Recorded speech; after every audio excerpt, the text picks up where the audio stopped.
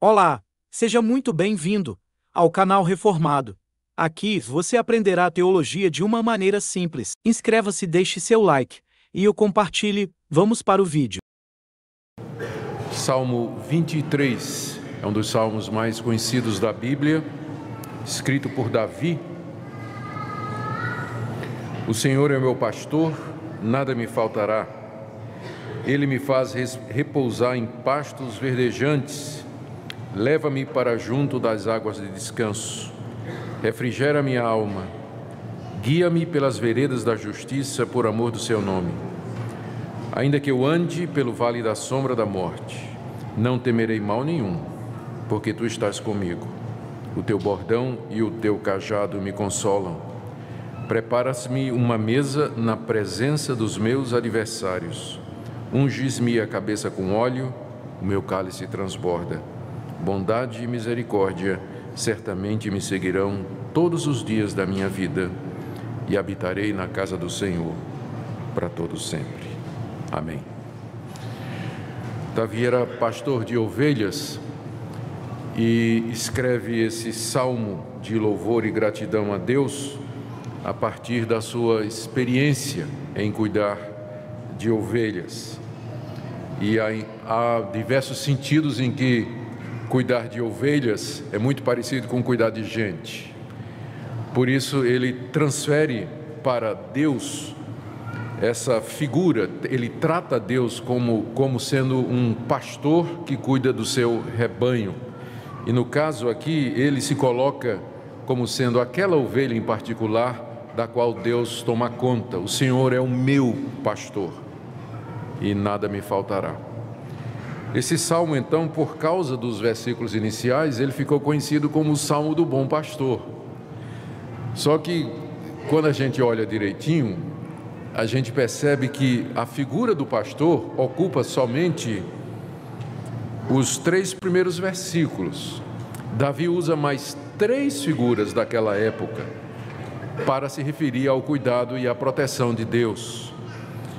O pastor é apenas uma dessas figuras, uma dessas maneiras de pensar a respeito de Deus, que ele é um pastor que cuida das ovelhas, mas Davi menciona mais 3 outras ilustrações ou comparações para nos dar o quadro maior do cuidado de Deus e do amor de Deus para conosco. De fato, primeiro o pastor, do verso 1 a 3, o Senhor é meu pastor e nada me faltará. Ele se refere ao fato de que Deus, verso 2, o faz repousar em pastos verdejantes. Era isso que o pastor fazia. Levava o rebanho e as ovelhas para locais onde havia comida, pastos verdes. Depois, ainda no verso 2, leva-me para junto das águas de descanso, não só comida, mas bebida também. E a figura aqui é de um riacho tranquilo, as águas tranquilas, claras, limpas, onde as ovelhas então poderiam beber e se satisfazer. E no verso 3, a orientação e a direção. Refrigera minha alma e guia-me pelas veredas da justiça por amor do seu nome. São 3 coisas básicas que as ovelhas precisavam. Precisavam de comida, bebida e saber para onde ir. Dizem que ovelha é um bicho muito burro, não é? Se é que pode comparar um animal com outro, mas que a ovelha ela é meio que desorientada assim, ela precisa realmente de orientação. Eu não quero dizer nada com essa comparação, tá? Com relação a vocês, mas a ovelha precisa ser orientada, ela precisa ser guiada. E Davi diz que Deus, como nosso pastor, ele vai providenciar o sustento material e espiritual, como ele também vai nos encaminhar aqui nesse mundo, nas veredas da justiça, nos caminhos dele, naquilo que nós devemos fazer, da maneira como nós devemos andar. Por isso, ele começa essa parte dizendo assim, que porque Deus é o nosso pastor, nada nos faltará, nada. Ele menciona só 3 coisas, mas o nada aqui abrange todas as outras necessidades não mencionadas aqui nessas passagens. Alguém já perguntou o que é a coisa, qual é a palavra mais importante no verso 1? E a resposta é a palavra nada. O Senhor é meu pastor, nada me faltará. Ele vai cuidar de nós como um pastor cuida das suas ovelhas. Mas aí a figura muda no verso 4. Deus agora, no verso 4, ele já não é mais descrito como um pastor que cuida amorosamente das ovelhas, mas como um viajante que vai conosco na viagem, que vai no caminho. Verso 4: ainda que eu ande pelo vale da sombra da morte, não temerei mal nenhum, porque tu estás comigo. A tua vara, o teu bordão e o teu cajado me consolam. Agora, nós saímos da figura do pasto verdejante das águas tranquilas e entramos agora numa estrada. Provavelmente Davi tinha em mente os tempos de peregrinação. Uma vez por ano, pelo menos, os judeus iam de onde moravam para Jerusalém, e o caminho pelas regiões montanhosas da Judeia, da Palestina, não eram caminhos fáceis. Havia muitos locais que eram propícios para emboscada, em que os malfeitores e salteadores estariam à espreita para pegar qualquer viajante solitário.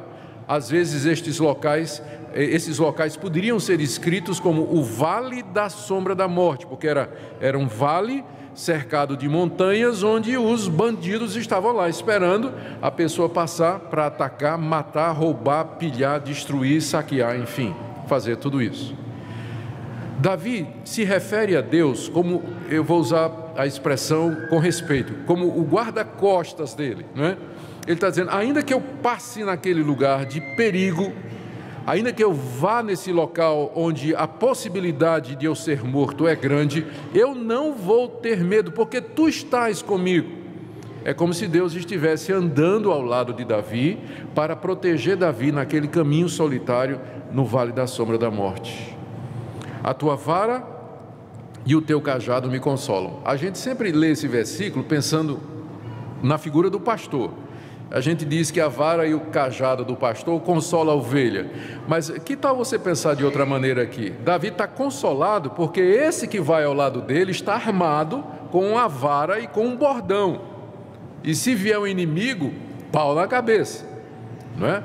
Então, Deus está como um guarda armado, um companheiro de viagem, ali para nos proteger, mesmo que a gente passe pelo vale da sombra da morte. Ele não somente é o nosso pastor que cuida de nós, mas Ele é também o nosso protetor. E a gente sabe que essa vida aqui nesse mundo, ela toda pode ser descrita como o vale da sombra da morte, porque nós estamos sujeitos a todos os efeitos negativos do pecado.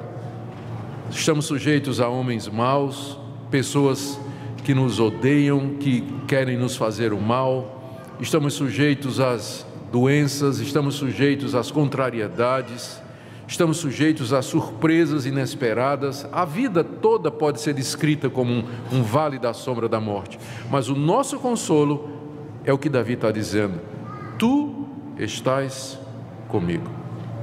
O mesmo Deus do qual Davi diz, tu és o meu pastor, nada me faltará, é o mesmo Deus de quem nós podemos dizer, tu estás comigo. Ele não somente nos supre, mas também nos protege. No verso 5, a figura já é outra, não tem nada mais a ver com ovelha, não tem nada a ver com pastor, não tem nada a ver com o vale da sombra da morte. Agora a figura é de uma festa, de uma recepção. Verso 5, preparas-me uma mesa na presença dos meus adversários, unges-me a cabeça com óleo e o meu cálice transborda. A figura que está por detrás aqui, nos parece, é a recepção de um soldado, especialmente um oficial vitorioso, que vem da guerra vitorioso e é recebido então na sua cidade com um banquete, onde ele é ungido com óleo, recebe presentes, e aí segue-se um banquete em que o vinho era então servido como símbolo de alegria, né? A taça dele era enchida até a boca, né? Transbordava, como que dizendo assim, vamos nos alegrar porque Deus te deu a vitória. Está aí no verso 5, Deus é aquele que nos recebe, Ele prepara uma mesa na presença dos meus adversários, os adversários destruídos, vencidos, e diante deles, diante de um mundo que nos é hostil, Deus nos recebe e festeja conosco, e unge a nossa cabeça e enche o nosso cálice de alegria. Ou seja, no meio desse mundo hostil, dos adversários, dos inimigos, o nosso Deus nos dá a vitória. Ele festeja conosco, Ele nos enche de alegria. Ele é o pastor, por isso nada vai faltar. Ele é o nosso protetor, por isso não temerei mal nenhum no vale da sombra da morte. E Ele é também quem me recebe, me recepciona e me enche de alegria. O verso 6, agora já é outra figura. Agora nós temos a figura do templo de Jerusalém. Por isso que eu falei que uma das ideias por detrás desse salmo é a peregrinação que o judeu fazia para o templo uma vez por ano para celebrar as grandes festas de Israel, estar junto com o povo de Deus e louvar a Deus.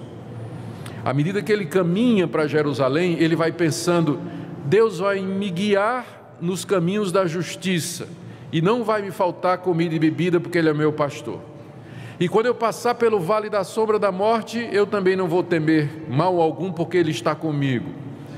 E na verdade eu chegarei vitorioso e Ele tem um banquete preparado para mim quando eu chegar lá. Por isso eu quero viver na casa do Senhor para todo sempre. Verso 6, bondade e misericórdia certamente me seguirão, não só nesse caminho, mas todos os dias da minha vida, e habitarei na casa do Senhor para todo sempre. Aqui a figura do peregrino chegando no templo, depois de ter passado por todas aquelas vicissitudes, e lá ele olha para trás e diz que a bondade e a misericórdia de Deus o seguiram e acompanharam até que ele pudesse chegar seguro ali. E qual é o desejo dele? Veja o final do verso 6, habitarei na casa do Senhor para todo o sempre. É isso que eu quero, estar na presença de Deus, louvando a Deus, servindo a Deus, junto com o seu povo, vivendo para a sua glória. Claro, Davi estava falando aqui do templo de Jerusalém, a casa do Senhor era o templo de Jerusalém, mas quando nós aplicamos isso para nós que não temos templo físico aqui, como sendo o nosso destino, é claro que isso aqui é uma referência ao povo de Deus, a vida eterna, aquilo que Deus preparou para nós, e do que a vida aqui apenas é uma representação pálida. A conclusão que nós chegamos é a seguinte: nós estamos nesse mundo marchando para aquilo que Deus preparou para nós e que Jesus disse que é o local que Ele iria dispor. Ele já foi na frente para esse local. Nós nos referimos como sendo a vida eterna, o mundo vindouro, o céu, o paraíso, a glória eterna, novos céus e nova terra. E aqui nesse mundo nós marchamos para esse fim, somos peregrinos aqui. Não nos esqueçamos disso. Muitas vezes a nossa tendência é pensar que isso que nós vemos e sentimos é tudo que existe. Não é, não. Essas coisas são passageiras. Aqui é o vale da sombra da morte, aqui é o caminho da justiça. Nós estamos a caminho da casa do Senhor. E nessa peregrinação aqui no mundo, Ele é o pastor, por isso nada me faltará. Ele é o meu protetor, por isso não temerei mal nenhum, porque sua vara e o seu cajado me consolam, me protegem. Ele vai me dar alegrias aqui no meio destas dores, Ele vai me preparar uma mesa na presença dos meus inimigos, até que eu chegue na casa do Senhor, onde habitarei para todo sempre. E aí eu vou saber que a sua misericórdia e a sua bondade me seguiram.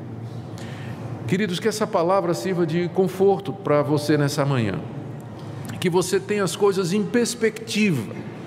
Somos peregrinos aqui, rumo ao nosso destino eterno. Não nos apeguemos, não vivamos como se a vida dependesse dessas coisas, como se a nossa vida se resumisse a isso aqui. Mas olhemos para cima, olhemos para frente, onde o nosso Deus nos prepara um banquete, pronto a nos receber, na sua casa, onde nós viveremos para sempre. O que nós vamos fazer agora, celebrando a ceia do Senhor, é nos lembrar disso, que Cristo Jesus, o Filho de Deus, morreu na cruz, derramou seu sangue e deu o seu corpo por nós, para que nós pudéssemos nos engajar nessa peregrinação e chegar lá no templo de Deus, na casa do Senhor, no novo céu e na nova terra, onde habita a justiça. Foi somente por causa dele, e é isso que nós vamos celebrar nesse instante.